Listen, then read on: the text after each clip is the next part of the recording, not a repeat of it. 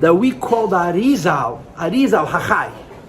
The Arizal is called the living Ari, and most people assume that it refers to the fact that he's such a big tzaddik, so just like by Yaakov Avinu, there's no concept of an interruption of life, so by the Arizal also there's no interruption, people understand it, yeah? But I believe that Arizal Hachai is the same thing as the Baal Shem Tov referring to his master, his teacher, Baal Hachai. Baal Hachai means the levels of the neshama called Chaya Yechida. Now the way you understand it is fantastic. It's mamish unbelievable. If you're mizboinen in it, it's unbelievable.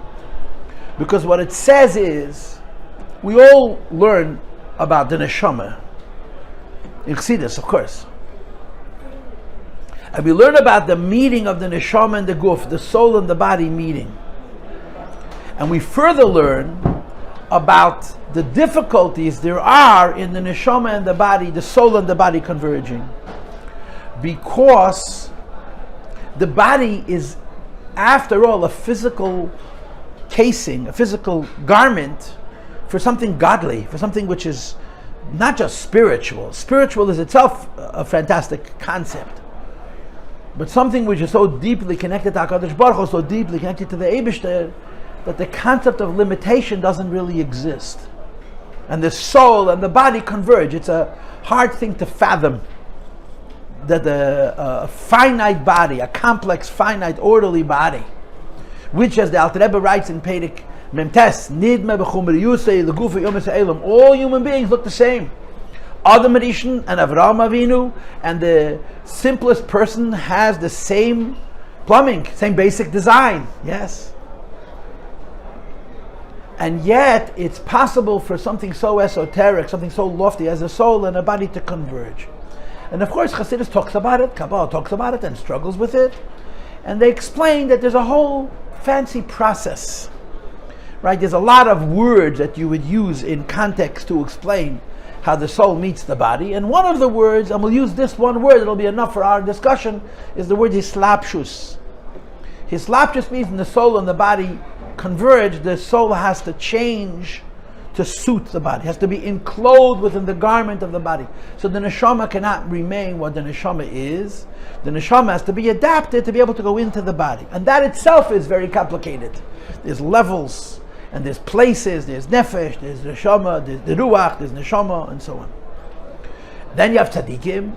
So by tzaddikim, the body is purified, either naturally or through work, so more of the neshama is revealed in the body, etc., etc., etc. When you speak about a human being, a neshama b'guf, and you identify him as Baal HaChai, Chaya Yechida, what you're saying is that this person's neshama meets this person's guf, and the neshama is not changing. The neshama is remaining what the neshama is. And yet, it enters into the body and functions through the body, forgive me for using these words, like a normal person. In other words, it's not just a high neshama.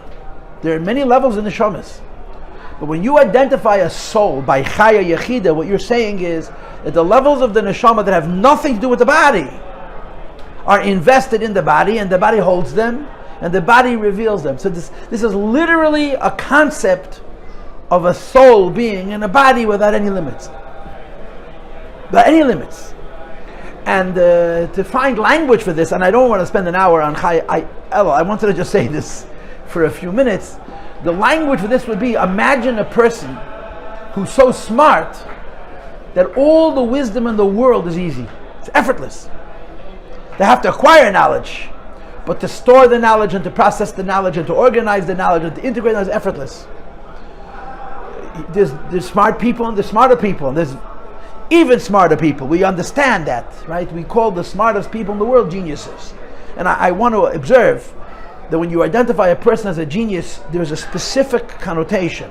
Whether it's intended or not, it's true. A genius means someone who's outstanding in only one way. And in all other ways he's ordinary, which is why geniuses are frequently imbalanced. I always say this, there's a difference between a genius and a great person. A rebbe is not a genius, he's a great person. Why? It fits. It fits. Why does it fit? Because all of him is great, you understand? The highest madrege of a great person that it fits is when you identify a person by Chaya Yechida. The levels of the neshama which are not connected to the guf are held in the guf.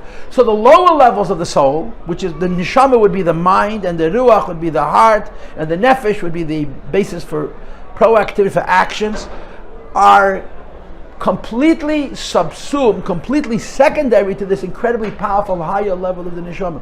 These are people, when they open up a Sefer Torah, they don't see words, they don't see idea, they see Ein Seif. Now, some people could open up the Sefer Torah, and I never met them, and they don't see words, they don't see idea, they see Ein Seif, but they can't talk to you. Because they're there and they're not here. Some people don't have those limitations. They open up a Sefer Torah, they don't see words, they don't see idea, they see Ein Seif, and they can talk to you, your language. In other words, it's the ultimate combination of contradictory attributes that makes a person, I mean, we call this person a rebbe. I don't necessarily think it has to be a rebbe, but people who are so whole, the highest levels neshama, are fully manifest in the body, but they're fully manifest in the body on the level that the body is. And they're able to interface with other people like regular souls. This is extraordinary. And the Baal Shem Tov calls his rebbe Baal Achei. My teacher, Baal Achei. He never says his name. In the Baal Shem Tov's own writings and letters, when he references Moiri V'Rabbi, he refers to my master, my teacher, Baal Achei. And again, I think that this is similar to what we say about the Arizal Achei. However, a lot of the ideas of the Baal Shem Tov we have from the Baal Shem Tov's disciples, Baal Shem Tov's students. Amongst the most preeminent is the Toldos Yankov Yosef. Yankov Yosef Paltiel. He was the first Talmidim of the Baal Shem Tov, and he wrote many Sfarim. He wrote a handful of. The first Sefer Chassidus ever published was not the Tanya. It is the Sefer Ben Peiros Yosef from Yankov Yosef Paltiel, and in that Sefer you have the famous letter of the Baal Shem Tov that the Baal Shem Tov met Mashiach, and he said to Mashiach, Mashiach said, the Baal Shem Tov said to Mashiach, when are you going to come? And Mashiach said, Tenu answered him, when your wellsprings are going to be spread to the outside. That's printed in that Sefer. The Toldos Yankov Yosef has many big Sfarim. They're nice Sfarim. They're not just 2 lines. A lot of Teres of the Baal Shem Tov, and he says that this is Moiri V'Rabbi, and people have collected from the various. There's another famous source of Teres of the Baal Shem Tov. The Einik of Baal Shem Tov had a grandson whose name was the Degel Machne Ephraim, the Ephraim of Sidlikov. He was the older son of the Baal Shem Tov had a son and a daughter. The son's name was Reb Tzvi, and we know very little about him. His daughter is much more famous, and the great Hasidic Rebbes that come from the Baal Shem Tov directly are mostly from his daughters. The Moshe of Nachman Breslever was a great grandson of the Baal Shem Tov from his daughter, Odel. Her name was Odel. And her older son was the Degel Machne Ephraim. His name was Ephraim. I don't know if he had more than one name. Baal Shem Tov's father-in-law was Ephraim. Ephraim, my brother. I'm assuming that he was named after his great-grandfather. So Degel Machne Ephraim has a sefer where he quotes many Teres of the Baal Shem Tov. He had a much younger brother whose name was the Baruch of Mezhebush. The Baruch of Mezhebush is very famous. He was born after Baal Shem Tov passed away. He never knew his grandfather. But his older brother, Degel Machne Ephraim, was a makabel from the Baal Shem Tov. He sat by the Baal Shem Tov's feet. And they wrote down a lot of the Baal Shem Tov's teachings. And there are Sfarim that you could buy called Baal Shem Tov, which are compilations of teachings of the Baal Shem Tov from the various other Sfarim that are very reliable. In other words, direct first, the second Talmidim, people who heard Torahs from the Baal Shem Tov directly and wrote them down, they've been compiled. And years ago, there was a tkufa, there was a period when the Rebbe would teach Torahs of the Baal Shem Tov, which are not in our Sfarim. The Kesser Shem Tov, the Tzavos Arivosh, but on these other Sfarim as well. But anyway, the Toldos Yankov Yosef writes, I think more than once, that my Rebbe told me that his teacher, who he refers to as the Baal Achei, is Achei Hashiloini. Achei Hashiloini. The Rambam writes about Achei Hashiloini that Meyetze Mitzrayim Hoya. The Rambam writes about Achei Hashiloini that he left Egypt. The Koton Hoya B'Mei Moshe, and during Moshe Rabbeinu's lifetime he was small. Now you could translate small as youth, young, but I don't think that's what the Rambam means. When the Rambam writes about Achei Temimim v'Katan Hoya b'Mei Moshe, he means compared to the generation of Moshe Rabbeinu, he was Katan. And he had a very long Arichas Yom. He lived 500 years. And at some point, he became the Nasi of the Sanhedrin. This Achei Temimim was the Nasi of Sanhedrin. The Rambam lists 40 generations of Torah, of the transmission of Torah from Moshe Rabbeinu until Ravina Ravashi, who wrote the Gemara, which is a period of 1500 years, be'erach. I can't do the math on my head, but it's more than 1500 years. And he lists who the leaders were of each generation that transmitted the Torah. So you have Moshe, and you have Yeshua, and you have Zkanim, and you have Elazar, and you have Pinchas. Right after Pinchas, you go to Eli HaKohen and Shmuel HaNavi, and then you have Nasan, and then you have God, and then you have Achia. I may be making a mistake. One of the people is David HaMelech himself. I'm probably making a mistake or two, but Achei Temimim lived long enough to become the Gadol Hador. And L'choira, the pshat is, he reached long enough that the level of Neshama Yisrael was such. In the times of Moshe Rabbeinu, he was cotton. He was a regular guy. 500 years later, he was the Rebbe, the Nasi Hador, Achei Temimim. Achei Temimim was the teacher of Eliyahu HaNavi. And it's a letter from the Rebbe, which is, it's not really a letter from the Rebbe. There was Yid in Eretz Yisrael, whose name, there's a book about him, Tzaddik in our times. He's a very unusual man. Rabbi Ari 11. He was a Litvak, he was not a Chassid, but he was an Emes Yid. Rabbi Ari 11, he was a very special man. When he passed away, I read someplace, his son came to see the Rebbe, and the Rebbe asked him to talk about his father. So when he started talking about his father, the Rebbe stood. The Rebbe gestellt. The Rebbe used to send him every year matzahs for Pesach, a whole matzah. He was a very unusual man. So Rabbi 11 had a chushan emes, pashat. He was a real person. There are real people. He was a real. He was a Litvak, but he was an emes yid, and he studied Chassidus. He wrote the Rebbe a letter saying that he heard from somebody that the proof that Chassidus is higher than Kabbalah is the fact, and I may be misquoting, but the letter is printed in Igros Kodesh. You can look it up.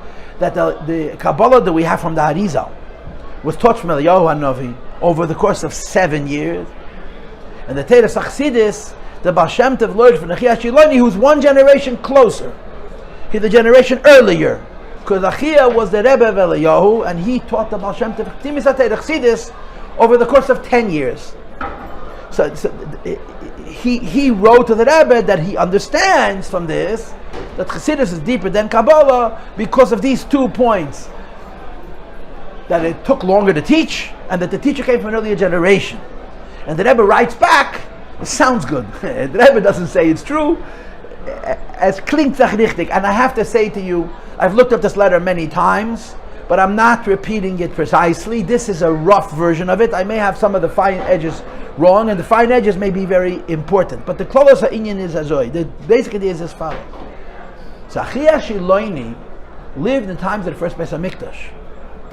And the Rebbe once discussed, it's in the Sichos, look at the Sichos, why he had to teach Chassidus to the Baal Shem Tov.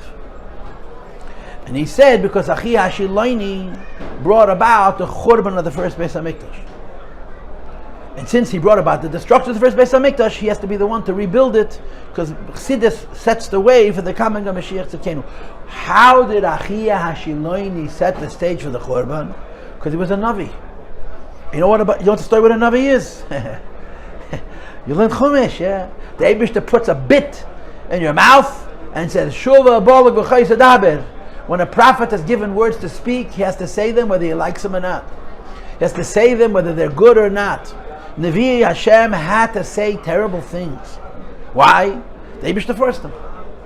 I heard a tape where the Rebbe is complaining about a certain Jew who's criticizing other Jews. And the Rebbe says, he's not a prophet. Prophets don't have a choice. Prophets are forced to speak the words of HaKadosh Baruch Hu, even if they're difficult, because the Eibishter forces him. Like yesterday's Chumash, we were sitting yesterday in Shul and listening to 69 psukim of who knows what, and you're thinking, Mamish, all of this, we need all this information, we need all this detail. Unfortunately, our history has borne out what it says in the Chumash, but alles das ein verschrieben, und the noch steht, and gam kol choli v'leimak kol maka, asher lo iksuva b'sefer HaTorah hazeh, even the ones that are not written here, yeah? So I don't know the Eibishter's business, but Moshe Rabbeinu's business, we understand. Moshe had no choice. Hashem says to Gemara says, if you write what I tell you, someone wants to misunderstand, it's his business. Prophets have to speak. A Chacham doesn't have to speak. If you are surmised, but you're a great Chachma, that something is in the Yidden's mind with the Matzav is kach v'kach, you don't have to open, forgive my candor, your big fat mouth and announce to the whole world your great wisdom. First of all, who knows if you're right? And even if you're right, who knows if it has to be said? A Navi has no choice. Achia was the Navi who divided up the kingdom of David and Yisrael. Because the Shlomo HaMelech, the Gemara speaks about this, the Tanakh speaks about it, did things that were not good, and everybody was afraid of him. The only person who had the guts to criticize Shlomo HaMelech correctly was Yeravim ben Nevat. The Eibush told Achia, chave after Yeravim ben Nevat, Jeroboam, and give him 10 tribes. And he was running away to Mitzrayim, he was running away from Yisrael because Shlomo wanted to kill him. And he ran after him, and he grabbed the tail of his coat, he tore off a piece of cloth, he tore it up into 10 smaller pieces, and he handed it to him. And he told him the Eibush that took away the Melucha from David HaMelech, and he's giving it to you. And you should understand that if you'll behave, so you'll have opportunity to elevate the Jewish people and to earn for yourself a lot of schar. Yeravam immediately became one of the biggest Rishoyim ever. He was such a big tzaddik that when Shlomo was ruling over the whole world, he was the only one to open his mouth. The moment he acquired power, he became, the Mishnah says, Chota vehechti, ein lechelek amba, Yesem Yerav Menevat. And it was Achia's mission. Achia was given the mandate by HaKadosh Baruch Hu to do this. So the Rebbe said, Achia did the mission of the Eibishter. He didn't have a choice. But the fact of the matter was that through him came something which is historically terrible for the Jewish people. So therefore, it becomes on him to correct it, even though he had no choice. He had no choice. But von deswegen, nevertheless, since through him came Megalgalin, since through him came this difficult thing, it became his mission to correct it. And the Rebbe said that's why he had to come to the Baal Shem Tov and teach him. He had to teach him Chassidus, Yechida, the highest level of Torah, which we talked about yesterday in the Fabrengen, which is a Torah based on the principle of Yahafta l'reich kamoicha, which is what Chassidus is. It's a Torah based on the principle of Yahafta l'reich kamoicha, which is to prepare the world for the coming of Mashiach Tzidkeinu.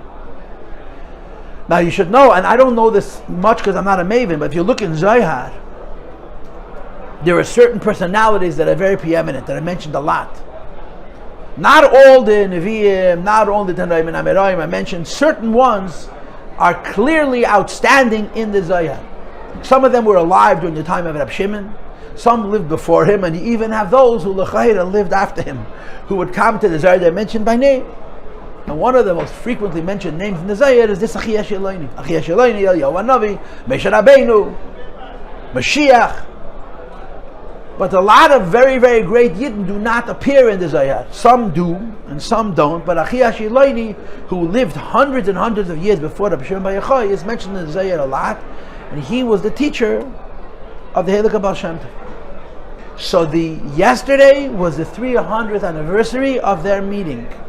Yesterday, Chai Elul, Tov Shin Pei Dalid, 2024 was the 300th anniversary of the meeting of the Baal Shem Tov and Achei Temimim. He met him on his 26th birthday, Chai Elul Tov Pei Dalid. That's 1724 plus 300 is 24. You know exactly, it's 300 years. In other words, Chassidus turned 290 years old yesterday. Because in 10 years from yesterday is going to be the 300th birthday of Chassidus, from the time that Baal Shem Tov revealed himself. Now I want to share with you a kasha, mitateretz. It's a very big kasha. We have a letter of the Baal Shem Tov, where the Baal Shem Tov describes meeting Achei Temimim. And first of all, it's Erev Shabbos Kodesh Pashas Vayeshev, which is in the winter. And there was 3 or 4 feet of snow. And there was a whole story out of Shabbos. He saw him in a dream, he saw him in the mikveh. There's a whole bunch of details to the story. So how do you reconcile that with this fact that the Frierdiker Rebbe says so emphatically, and the Rebbe repeats it in the Hayom Yom that he met him on Chai Elul? So of course the answer to that question is I don't know, but I think in the letter the Baal Shem Tov writes that every day he would meet him, and they would go out into a cave outside the city and they would learn. After learning for 9 months, the Baal Shem Tov describes this. He walked me back to the entrance of the city and he asked me, do you know who I am? They'd been learning together for 9 months, he didn't know his name. So the Baal Shem Tov says, no, I don't know who you are. So he revealed to me, Baal Shem Tov says in the letter, who he is. But he doesn't write. He doesn't write the name. He simply writes, he revealed to me who he was. And the Baal Shem Tov says, when I heard with whom I have the zchus to learn, I fell to the ground in fear. So my cheshbon is 2 things. Number one, that we don't count the Baal Shem Tov's learning with Achei Temimim from when they started to learn.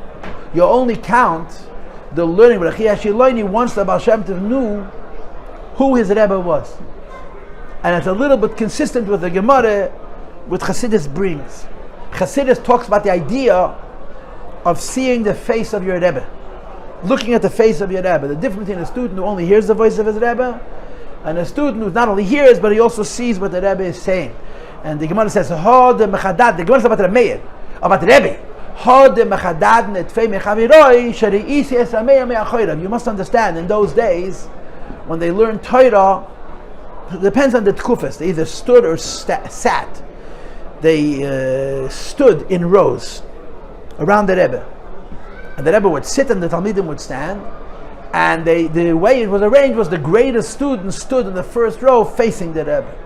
And the first row was the greatest students, and the second row was the second, and so forth. Rabbeinu HaKadosh was in the first row by Reb Meir, but he was behind him.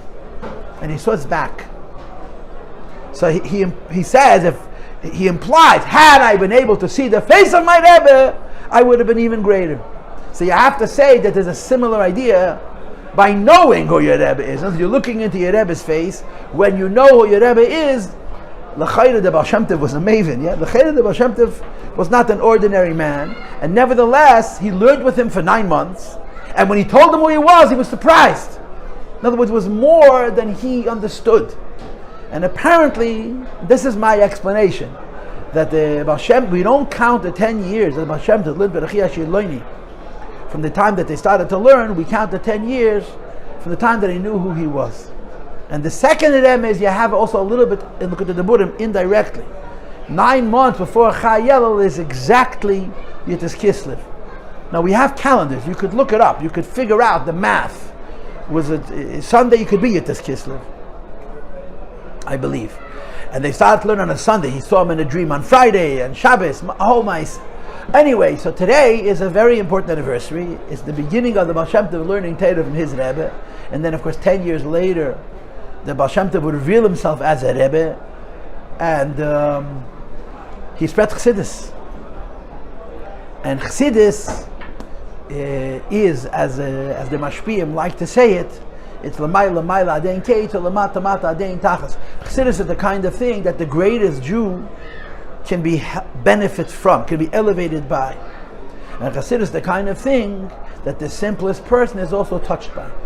In other words, in contrast to Kabbalah, which is also Seidus HaTorah, the secrets of the Torah.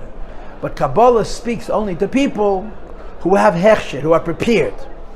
Bidiru kol advarim, tiknu kol hamaisim, like it says by a Torah. You have to be close to perfect for Pnimius HaTorah to even reach you. Chassidus, because it's deeper, and of course we don't know what we're looking at when we learn Chassidus. We think we know what we're looking at, yeah? But Chassidus, because it's deeper, has this advantage that it talks to every person. The greatest of the great benefits from Chassidus, and the simplest of the simple is also touched by Chassidus. This is the gift of the Baal Shem, this is the gift of Yechidah Shemenefesh. Anyway, so I needed to point this out.